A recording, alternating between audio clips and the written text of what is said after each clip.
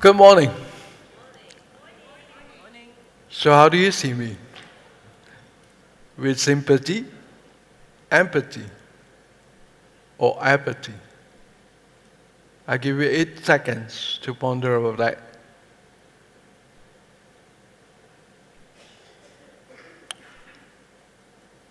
I was told that the attention span is now 8 seconds.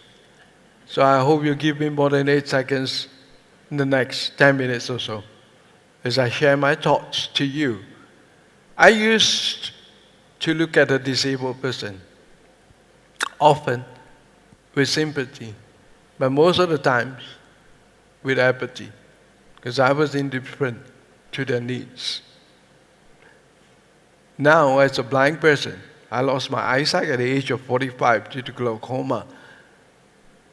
I cry for empathetic treatment, to listen to me with empathy. And I dare say, I represent many of our disabled friends to ask for people, society, to listen to them with empathy. And so may I invite each and every one of you today to listen to me with your eyes, yeah, and to see with your ears. According to WHO, there's about 800 million people living with some form of disabilities. More than half of them lives in Asia and in ASEAN. Close to 100 million of them are living in ASEAN. In Malaysia, according to the social welfare, it's about 700,000 of people with disability registered. But according to estimates from my peers and other public agencies, that figure could be close to 2 million. However, many are not aware, or maybe they did not include the numbers of caretakers. And if you add in the caretakers that needs to take care of the needs of these disabled people, that's double, close to double of that figure. Globally, that could be around 1.5 billion. In Malaysia, many of these disabled people get welfare aid from the government, ranging from 200 ringgit to 450 ringgit. Estimated half of that figure which I just shared with you, 700,000. $350,000 people, gets 200 ringgit on the average. If you calculate that, that's 60 million every month. Annually, that's 720 million. You don't need to be an economic expert to know that's an economic burden to the growth of any nation, a burdensome expenditure. But can that be changed? Can that be transformed? The number of disabled people is going to increase. It's not going to decrease with aging, with pandemics, with so many other wars going on. There will be more people joining the disability group. So what can we do to reduce the number of them to depend on welfare aid for their living? Yeah? Case I want to share is about education. Many of you know what's Braille. Braille is the language of the blind people. Braille transformed the lives of many blind people to education. That's 200 years ago, and now, today, it's still being used as the main tool to educate the blind people. That's the old norm. Don't get me wrong. The Braille is a marvelous, impactful invention. It's changed the lives of many blind people. But today we are living in a new norm. It's a digital age. Millions of dollars are spent on printing Braille books for them to learn. Imagine a textbook of 100 pages. You need to produce 10 Braille books just for the textbook alone.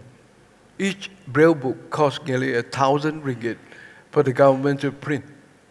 And under a few $100 needs to be spent on every blind student for a Braille equipment. Think of the millions spent, and think of the millions that can be saved if all this is shifted to digital. A recon computer, a recon tab, phone, that can transform the education landscape for these blind children.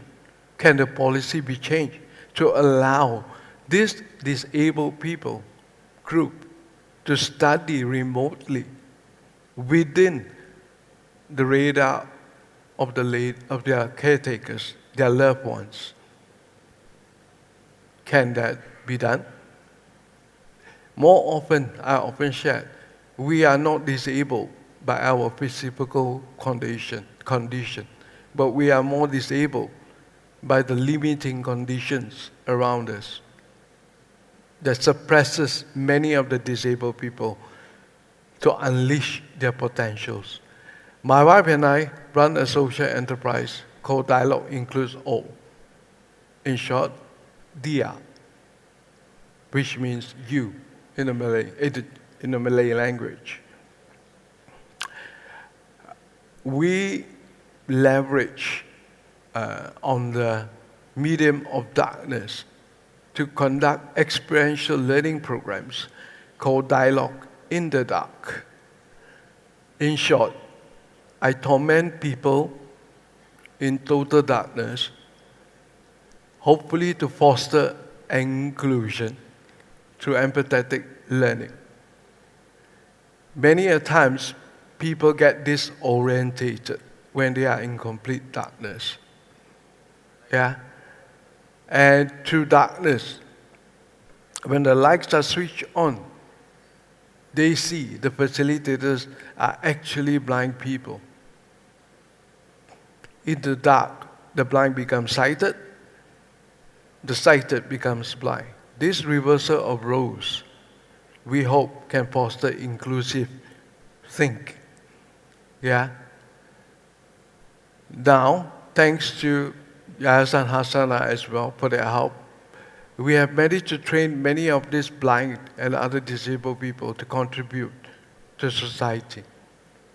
2 of my blind team members are now working remotely from their homes in Puchong, in Kepong, for a Singapore company.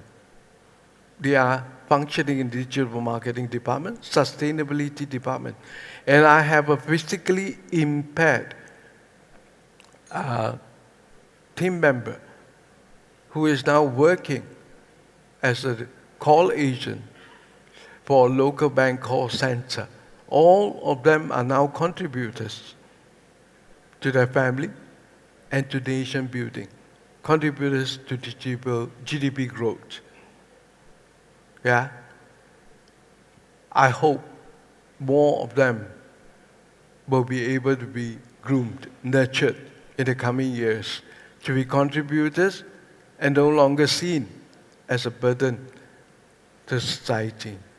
In closing, may I share with you a saying from an American sociologist on what he defines, how he defines diversities, inclusion, and equalities. He defined diversities as, you invite me to your party. He defines inclusion as, you invite me to dance with you. And he defines equalities, equity. You involve me in choosing the type of music that we can dance to. So, shall we dance? Mai Jogi Besamo. Thank you, Sanhasana. Thank you.